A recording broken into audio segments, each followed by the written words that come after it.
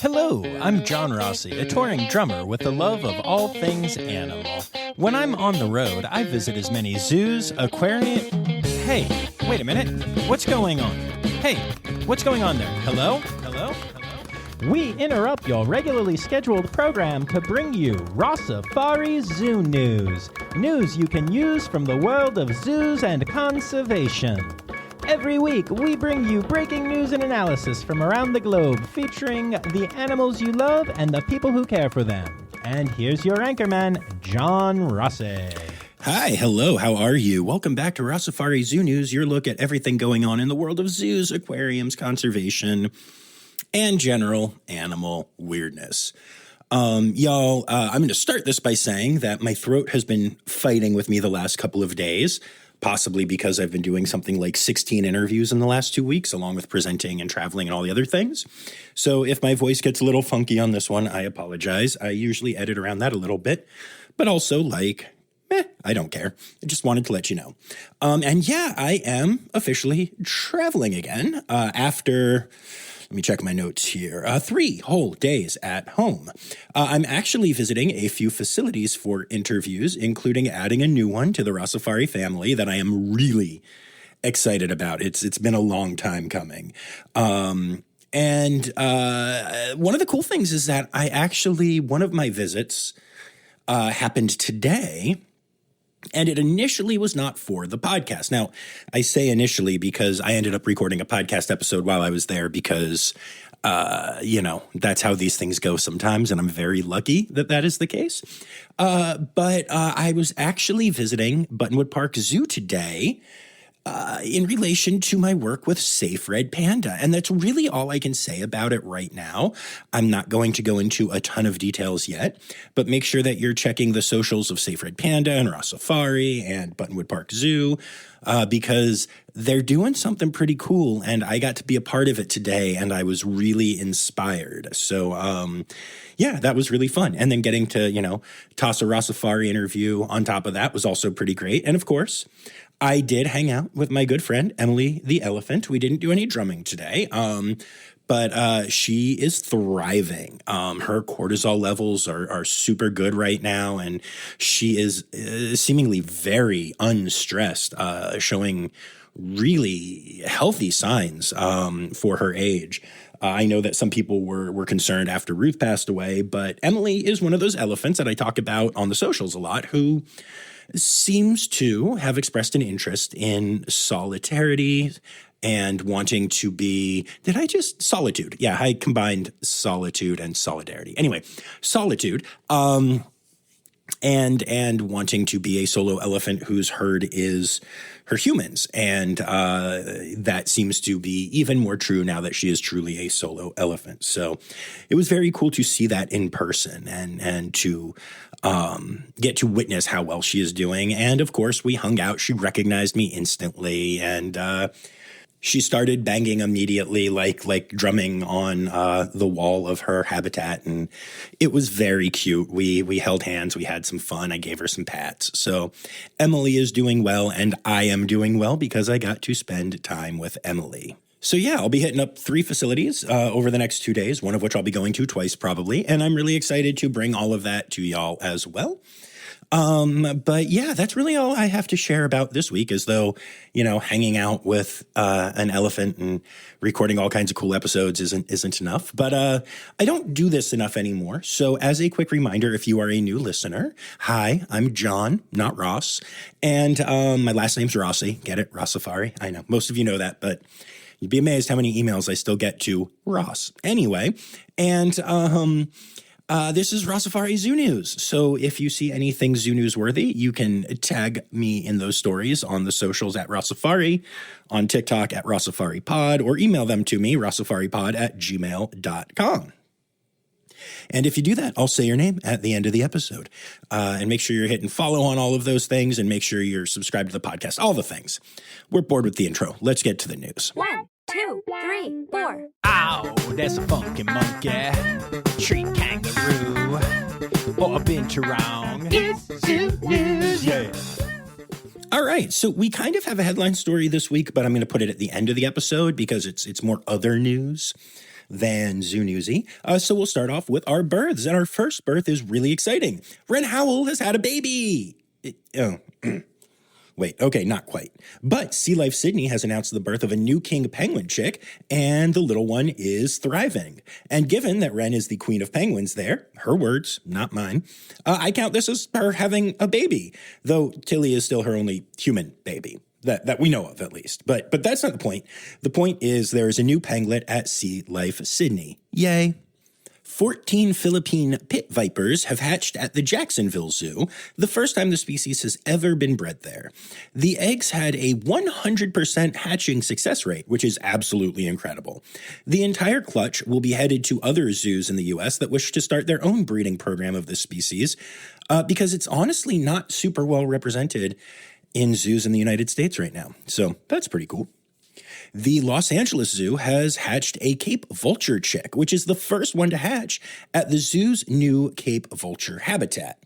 The habitat was built with years of planning and is focused on helping the birds there to roost and nest, and this first birth is evidence that the planning seems to have worked. The Kansas City Zoo has announced the birth of a fennec fox kit to mom Beshti and dad PJ. The little one has been named Molly, and the parents are doing a great job raising it. Molly wasn't born solo, but her littermate had a neurological disease that led to the decision to humanely euthanize it. But still, Molly is thriving and the family is doing well. So yay, Molly! The St. Louis Zoo, we've talked about this before. In case you don't remember, though, St. Louis is actually opening a new safari park, which is called the St. Louis Zoo Wild Care Park, and it's opening next year. Animals and staff are already there. I actually got to meet the director mid-year. What a cool dude. But yeah, and so a Bactrian camel has been born there, which is the first ever Bactrian camel born at this new facility. The little one is named Ruby and is doing quite well. And this historic birth will be the first of hopefully many at the park. So congrats to the team. And then last but not least for births this week, the Cincinnati Zoo recently announced the birth of 3 Asian small-clawed otter pups, and they are all boys. This is the second time Mom Munty has given birth in the last 2 years, and the last litter was 4 pups, also all boys. So all the little ones are doing well, but it's just crazy to think about the fact that there have been 7 boys born and no girls in the last 2 years at the Cincy Zoo. Pretty crazy. And then, of course, that brings us to the other side of the coin and some animals we have to say goodbye to. And this last week saw a particularly challenging time at Omaha's Henry Dorley Zoo and Aquarium. Ruby, the orangutan, went into labor and delivered twins, which is incredibly rare for orangutans. Unfortunately, both of the little ones were stillborn despite receiving the absolute best prenatal care available for orangutans. This is always one of the risks that zoos face when announcing pregnancies and allowing the public to come along for that journey, but I think it's incredibly important and amazingly transparent when facilities do so.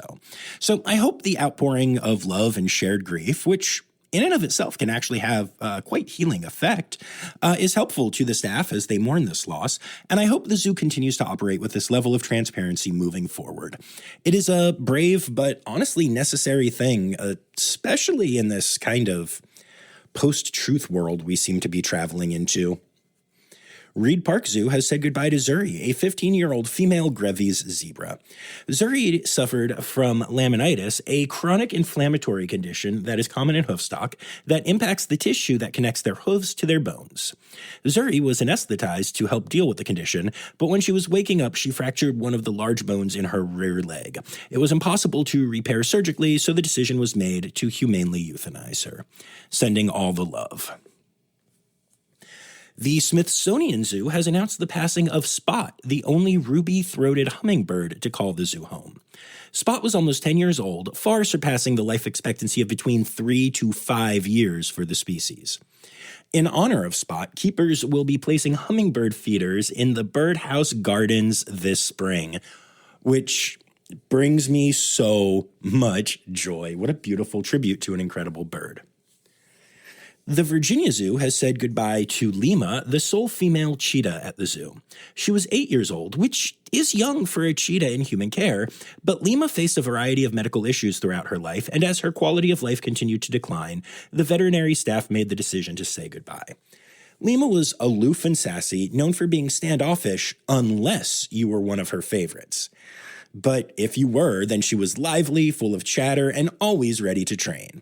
The zoo is currently working with the cheetah SSP to see what their next steps are for the species. And last but not least in deaths, the Greater Vancouver Zoo has said goodbye to Boomer, the 18-year-old African lion. He experienced age-related changes, including the chronic kidney disease that is so common amongst cats of an advanced age. In the last few weeks, his quality of life fell to the point that the interventions they were doing medically were no longer working, so the decision was made to humanely euthanize him.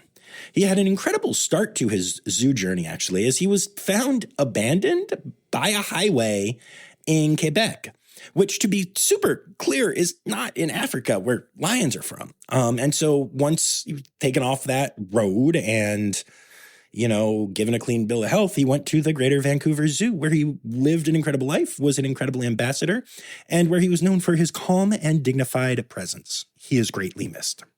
And then moving on to the rest of our Zoo News segment, some drama happened for our friends at ZooAmerica in Hershey this week, where an 18-month-old child managed to crawl under one of the fences, keeping the public from the wolf habitat.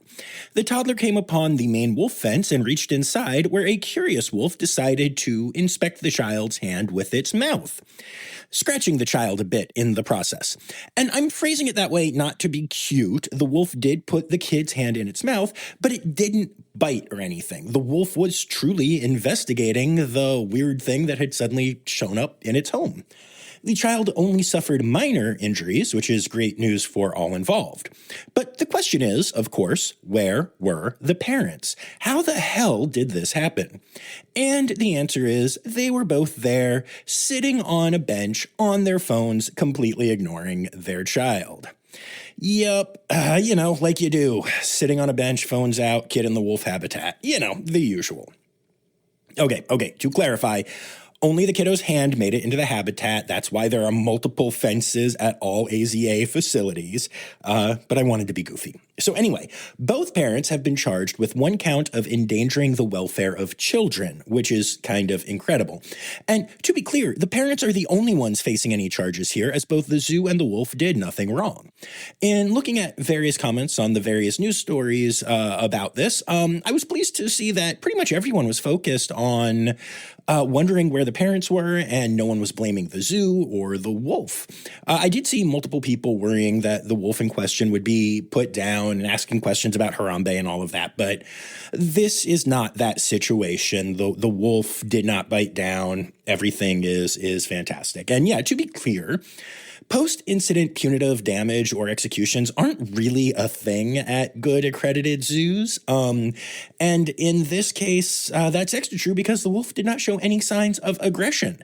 So I'm glad this incident didn't turn out any worse. And I'm so grateful that the parents are actually being charged for this. I'm shocked, but pleasantly so. One thing that we've talked about a lot on the podcast recently is multiple zoos getting bomb threats, and they continued this week, unfortunately.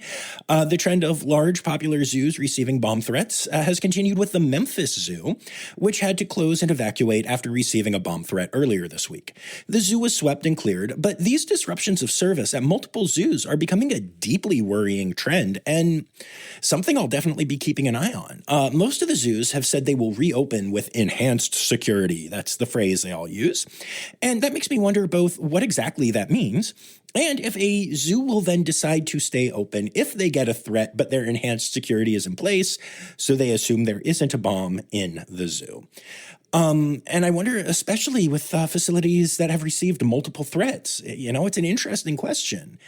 When do you decide that it's actually more dangerous to keep closing and calling in emergency personnel and evacuating people and causing all of the panic that can cause? That is an actual concerning thing that can have a negative impact on a lot of people, right? And so when do you decide that is more dangerous than just, taking the threat seriously every time? Is there ever a time? heaven help you if you make that choice and there is a bomb. But also, you can't just let telephone terrorists win. So it's an interesting conundrum, and I'll be curious to see if this trend continues, and if so, how zoos choose to approach it. And then last but not least in zoo news, I spent a lot of time covering the controversy surrounding the former president and CEO of the San Francisco Zoo.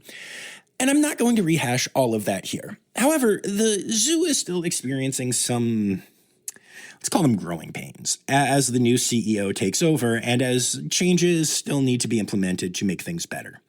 Recently, 2 stories have come out of the zoo, so I'm going to talk about both of them here. First of all, the zoo has announced that there will be layoffs in order to help the financial situation the zoo is facing. I've read articles supposing that these financial issues stem from the problematic leadership that is no longer there, and I hope that is the case. But then, shortly after that headline came out, it also came out that the mayor of San Francisco is taking a trip to Asia to promote tourism and expand ties with the city's sister cities. But there is also discussion about his continuing to inquire about getting giant pandas for the San Francisco Zoo. Now, this was the brainchild of the previous CEO, and I had assumed the idea died with her tenure, but it appears that is not the case. And honestly, I'm torn on the subject myself. Giant pandas are a species that require highly specialized care, highly paid staff members, and $1 million a year payment to China per bear. I also know that the San Francisco Zoo does not have a habitat that could accommodate giant pandas at this time, so you're talking about probably millions of dollars of renovations at a time that staff is facing layoffs, and also at a time when a lot of the habitats at the zoo could use, let's say, a facelift. So it certainly seems like it wouldn't be the most financially prudent decision for the zoo to make. But the flip of that coin is, and I cannot stress this enough, holy cow, do panda bears earn. I recently spent time at both the National Zoo and Zoo Atlanta, and both facilities have dedicated panda stores on top of panda merch throughout their main gift shops. And keep in mind, Zoo Atlanta doesn't even have giant pandas anymore. For now. And no, that's not inside information, but I'm pretty darn convinced that they wouldn't be updating the habitats in the ways they are and keeping their panda shop open if they weren't coming back, or at least, they weren't hoping for them to come back. But I digress. Anyway, the point I'm making here is that panda bears sell a ton of merch, bring people to the parks, etc. When I was in San Diego recently, the line to see the pandas was insane. Like, on 2 of the days, the line went all the way into the Africa Rock section, if you know the layout. If not, that is far, like past the entire panda habitat, giant and red, past an admin building, past a store and 2 restaurants, and then past some open space. So, I don't know, do you bring a huge expense to a zoo that is struggling financially if said expense can actually bring in a ton of cash? Is there a Pan Francisco or San Pancisco campaign that can offset the financial troubles facing the zoo right now? Will the zoo commit to using panda money to improve other facilities and to end some of the layoffs that are currently happening? All of these questions have to be considered when looking at this issue, and I sure hope the zoo makes the right choices. We'll be watching. Stereotypical animal podcast theme song. Here to bring you to conservation news. A wildlife smuggling ring was recently busted in Indonesia, with the animals taken mostly released back into the wild after they got some vet care. The ones that were still alive, obviously. The animals were found on a boat from Papua and were headed to India, where the illegal pet trade is sadly thriving. And many of the animals were believed to have been slated for private zoos or home collections. When agents raided the boat, they found some of the expected species, such as cuscuses stored in small boxes, reptiles that were shoved into plastic bottles, but they were also shocked to find multiple ursine tree kangaroos in the toilet cabin on the boat. This is a species of tree kangaroo that isn't kept in human care, at least not in, any of the zoos and stuff that we know. And a lot of people were very surprised to find out that they were part of this smuggling effort. It raises a lot of really interesting questions about what's going on in these private collections and with tree kangaroos. I bet there are very few people who are listening to this right now who even know that that is a type of tree kangaroo, right? We always talk about the Lumholtz, the Goodfellows, and of course the Matchies that we have in the U.S., and sometimes even about the Bennets, which are the other species along with the Lumholtz that live in Australia. But we don't really talk much about the other species, and the ursine are particularly interesting. They have little bear ears, which I think that's why so many people call koala bears, even though they're not that, because of the ears that look bear-like. And these guys kind of look like tree kangaroo walla bears, which I realize is a stretch in many levels, but I'll take it. They're very cute, but I don't like that they're in this wildlife trade thing. So yeah, on a much happier note, we talked on here a few months ago about how China has banned the use of pangolin scales for traditional medicines, and we are now starting to see that the effort seems to be working.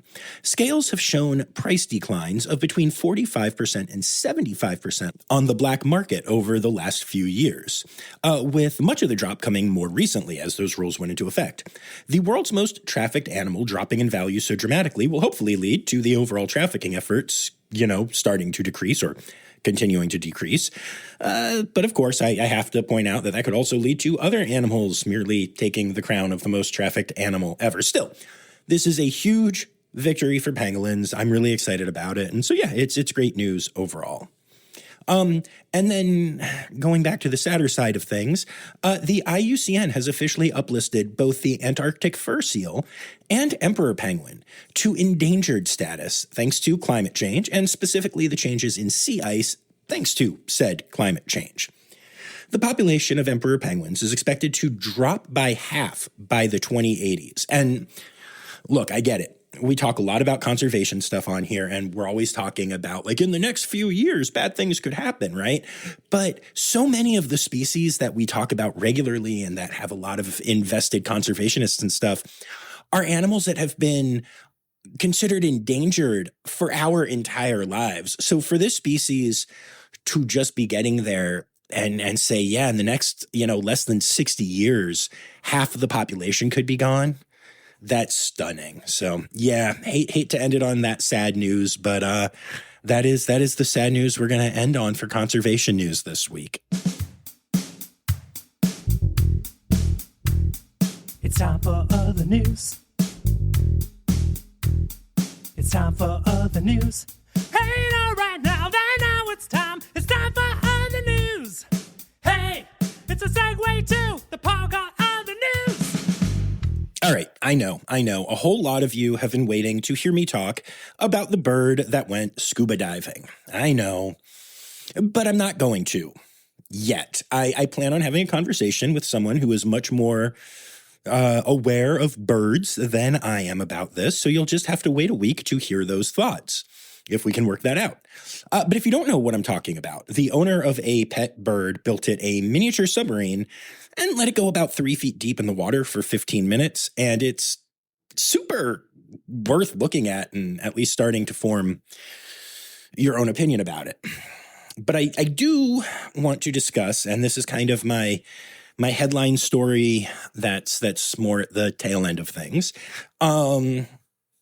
a video that a lot of y'all have sent me, like a lot, and it's an opinion that I'm still kind of forming, or maybe actually a better way to put that is I always complain about the fact that nuance seems to just be dead, and I have a lot of nuanced thoughts about this video and this account in general. And so I'm just kind of gonna riff here for a little bit. I wrote down some notes. I mean, that's what I normally do, but like this is gonna be extra riffy. And I want to hear your thoughts. And what I'm talking about, of course, is the Instagram account Plumes Official, or maybe it's like Plume Official or something, because I think the dude's French or something. I don't know. Anyway, it sounds cooler to say Plume Official. Anyway, he records videos playing music for animals and then capturing moments where they seem interested. And his recent video, which has gone mega viral, even for him, is him playing for some alligators who come out of the water and seem interested in his playing. And again, I can't stress enough that a whole lot of you sent me this video. I think my favorite comment was that Emily and I have competition now. And I want to talk about this, and I want to talk about the pros and the cons, and yeah. So, okay, first of all, I'm going to talk about his videos in general, but specifically the ones where he is at zoos with more exotic animals, right? There are times that he's played for llamas and alpacas and cows and cool, whatever, domesticated animals. It's chill.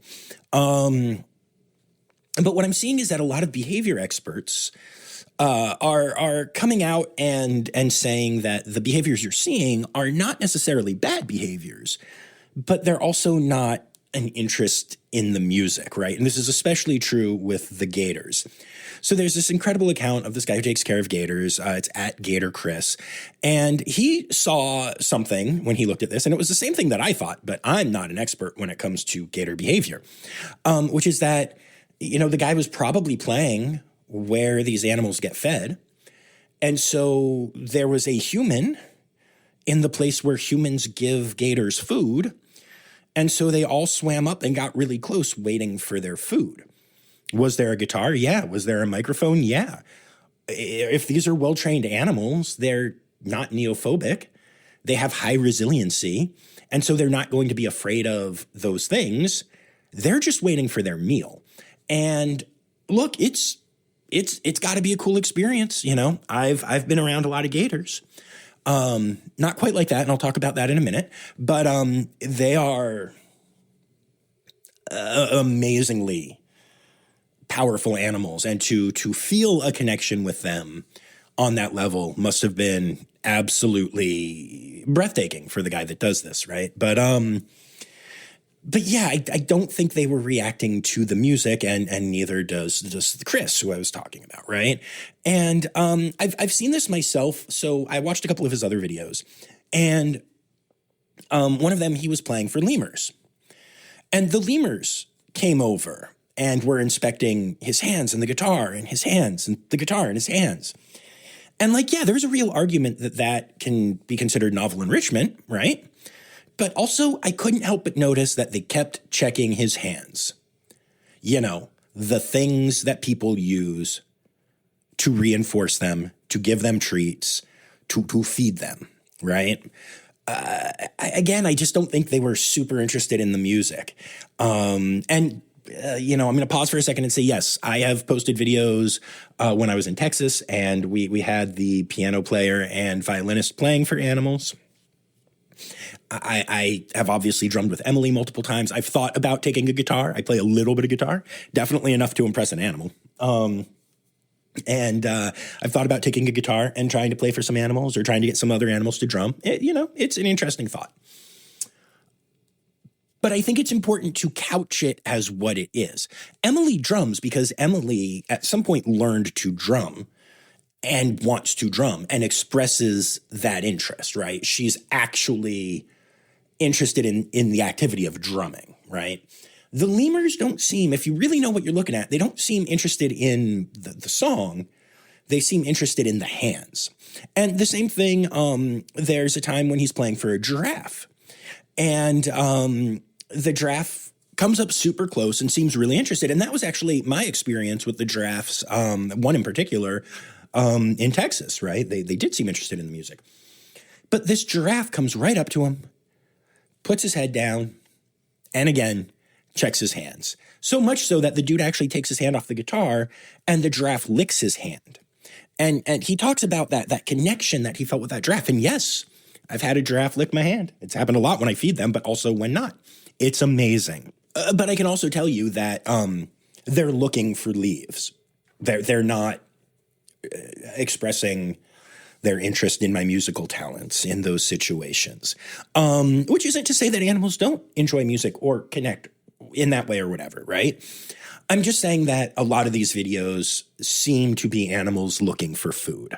And not in a desperate way, not in a like, oh, we're being starved way, but in a, we are animals in human care, and we've come to expect food from the humans that come in, and you're a human, and you have the pretty box with the strings, but can I have some bananas, please? Kind of way. But of course, there is a major counter argument to that, which is that this is novel enrichment, right? we talk a lot on here about how important it is to provide novel experiences to animals, to help desense them to things, and to see what they're interested in. And it's cool to engage different senses. Over the years, we've learned a lot about bringing in different visuals, bringing in different scents, bringing in different touches, things that they can touch. Not just talking about like tactile, but like, you know, if you can bring in a fur of another animal and let a cat roll around in it or something, right? A lot of zoos use perfumes as scent enrichment. So the idea of aural enrichment isn't lost on me. And I'm not saying that I think this is a bad thing. Like, I'm going to say right now, like, I don't think you are a bad person if you follow this person, and I don't think this is a bad person. I don't think that Mr. Plume official, and I'm not making fun of his name. I just like, you know, my bad accents. You guys know that. But I don't think he is a bad person. I think he is much like me, a musician who has found a unique connection with animals and is having success with it and is in love with it. And there's some beauty to that. Watching his connection is my favorite part of the videos. Now, the next topic I want to bring up is the connection to the illegal wildlife trade. So there's a big push in the conservation world right now, based on one or two studies that honestly I don't think cover all their bases as well as they should, that basically shows that there can be an uptick in the illegal wildlife trade of certain animals when they get popular on social media or when they are shown in ways that can be seen as pet-like. And that's why I share pictures of myself with animals in accredited zoos, but I talk about how we're in an accredited zoo and that's what we're doing and they're under human care and they are ambassadors and all that stuff. And even then, I question whether I should or not. And there are certain species that there are stronger connections than just one or two studies. So both sloths and lemurs are animals that there are strong connections that show that sloth selfies or lemur pictures and stuff have an impact on people wanting them as pets. And it's a tricky, fluid situation, depending on how you read the studies. Even the studies that show that the most fully, I haven't seen analyze the positive effects of the awareness that is brought, right? Obviously, I bring a lot of awareness to animals on social media, and I think it's incredibly important. The number of Rossifarians that have reached out to me to tell me that they are absolutely in love with tree kangaroos and binturongs because of me, animals they never even heard of before me, and now they plan trips to go and see them. It's breathtaking. It's beautiful. It makes me so flippin' happy, right? And so, you know, I haven't seen any studies that look at both sides of it. I've talked about this on here before, but is there a balance? Is 10 extra sloths in the illegal wildlife trade worth 5 million people finding out about the plight of sloths and wanting to do something about it, right? I'm making up all of those numbers, obviously, but I haven't seen anything that looks at that. So it is an interesting point. And it's led to some, you know, just in my own life, like when I was at Tanganyika, obviously it's an experiential zoo and I've spent a lot of time there and I love what they do. I've posted a lot of my photos and videos with me and a lot of those animals, and I have no problem with the fact that I've done that. I do not think I've done anything wrong. I don't think Tanganyika does anything wrong doing that. However, I will tell you, I did not take any selfies with their sloths when I was there because that research was first coming out, and the Sloth Institute was pushing for people to, you know, the hashtag no sloth selfies thing was going on. And Zoe and I got some really adorable pictures together with lemurs, and I've never posted them. And I've thought about it. They're really cute. I really like them. But I don't want to be part of the problem, and I don't want to be seen as part of the problem. And honestly, that's another thing. When you are an influencer, when you are a person who is getting popular on social media, you have to look at those kinds of things. So for this person to post videos in with lemurs playing music, you know, is that okay? How do you feel about that? I'm still struggling with where I land on all of that, and I tend to, as you have seen, post more than not. But it is an interesting question right now. And then the other thing that I've noticed about this a lot is that some of the animals are free contact that should not be. I don't know where he goes in some of these videos, but dude played guitar for baboons and just sat in their habitat. You know who would tell you that's not okay? Every baboon keeper I've ever spoken to in my life. I've also seen videos free contact with rhinos, obviously the gators, which are, they're an interesting one in the AZA. They are technically free contact as long as you like have a board or something. But I will tell you, no one is throwing me in with them. I've met a ton of gators. I've spent a lot of time really close to gators, and I've always been protected contact. And the person who has been with me, even if they're free contact with them, they have a board, they have a something they can put down to make a barrier. And I'm sure the dude was playing, on the behest of Forrest Galante, and I am sure that there were people there with all the proper things, but at the same time, like, I don't know that that's a great thing to be encouraging. There's a reason that I personally stick with accredited facilities. Well, there are lots of reasons. You all know that. But my safety is one of them. You know, it's interesting. And then the last point I want to make about this person is I read a bunch of his stuff, and he mentioned at one point that with most of the animals, he spends at least an hour singing with them. And then from each experience, he tends to have clips that are anywhere from 30 seconds to a minute or two long. So are the animals interested? Right? If you're in with an animal for an hour and you get a minute of content, are you connecting with it? I mean, you're connecting with it. Don't get me wrong. Again, this dude is feeling this connection to animals, and it's the most beautiful thing about what he does, in my mind, 100%, 1,000%. He also does link to conservation organizations, which I respect. Doesn't do a lot of conservation stuff, but, he's putting up the links. And with 1.4 million followers, they've got to be getting some clicks. So I'm here for that. But, I'm going to tell a story. It's one that I've never told, and I'm going to not tell you where it was, just because this was a private thing and I didn't ask permission to, and I just now thought that I would put this on here.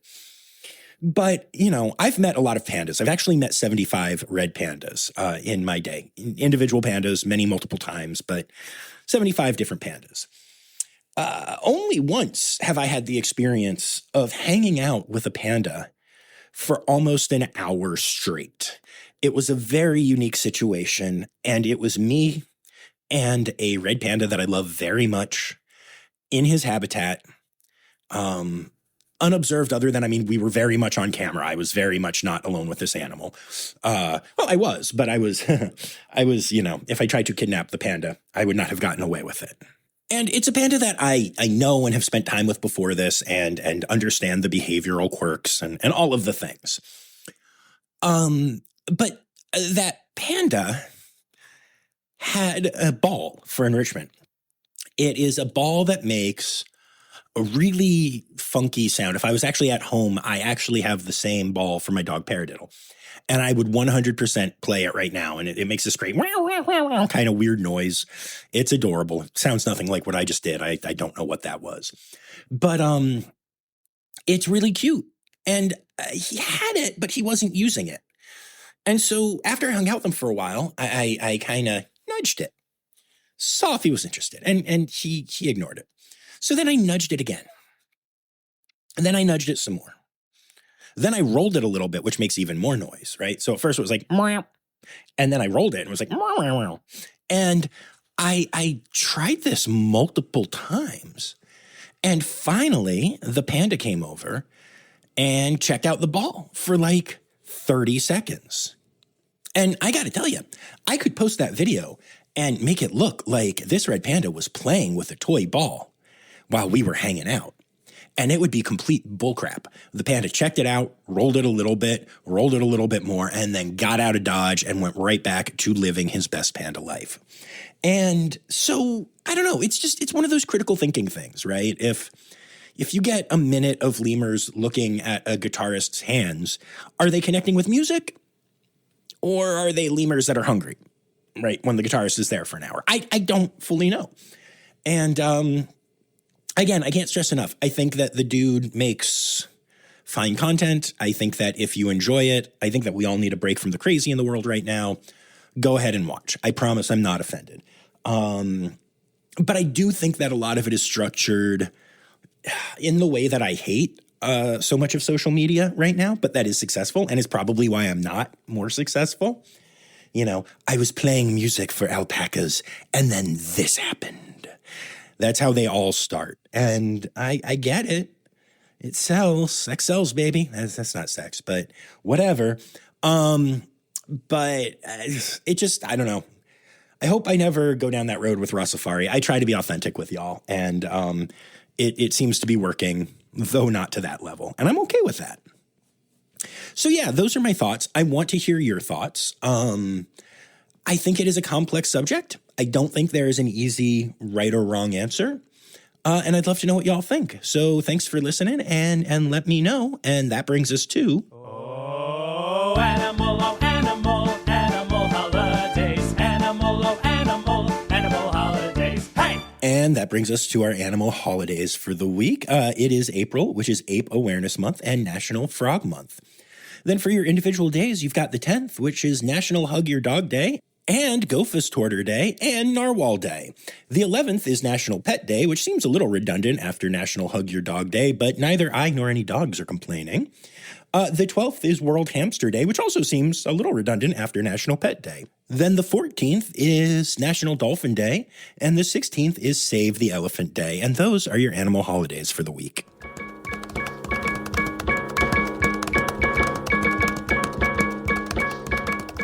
All right, well, there you have it, folks. I sounded like crap, but you got a podcast.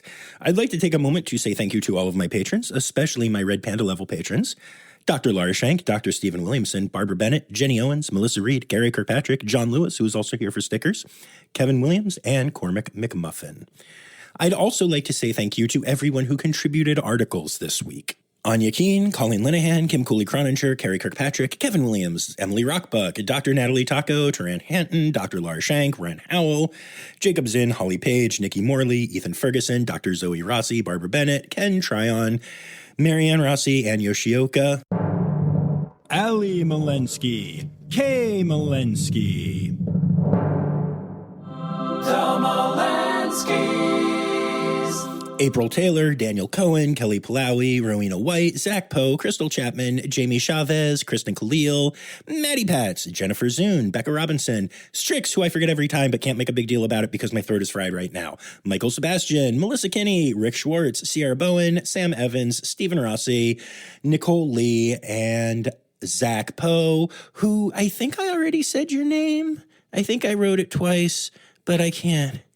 Oh, guys, I'm sick. Yeah, I said it twice. That's okay. I probably forgot to say it once. Anyway, thank y'all for your support this week, and we'll be back on Tuesday with a brand new interview episode. And until then, remember, friends, the words Newsy credits backwards are Steider Giswen. The Rossifari podcast is produced, hosted, and engineered by John Rossi. Editing and fact-checking by John and Dr. Zoe Rossi. Our theme song is Sevens by Nathan Burke, performed by Nathan and John. Interrupting John theme and additional voices by Taylor Isaac Gray. You can reach John directly on Instagram and Facebook at Rossifari or by email at rossifaripod@gmail.com. Rossifari is part of the Daydreamer Media Network.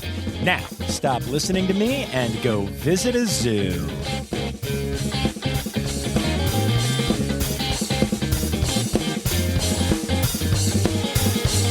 And Go Fist Hoarder. Go Fist Hoarder?